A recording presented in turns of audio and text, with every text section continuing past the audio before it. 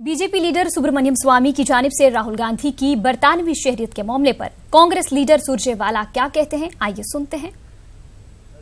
चरणों के चुनाव में हार सामने देखकर अब मोदी जी और मोदी सरकार और भाजपा राजनीतिक संतुलन खो बैठी है।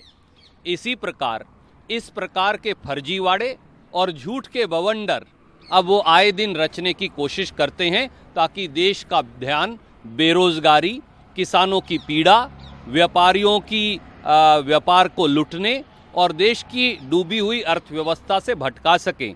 क्योंकि ये पूरा देश जानता है श्री राहुल गांधी जन्म से भारत के नागरिक हैं, सदैव रहेंगे।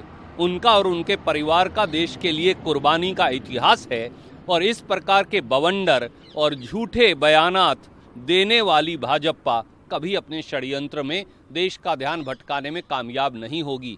5 साल पहले भी आपने ये इल्ज़ाम लगाए थे, 2.5 साल पहले आपने ये शिकायत गृह मंत्रालय को दी थी। 5 साल से आप क्या कर रहे थे?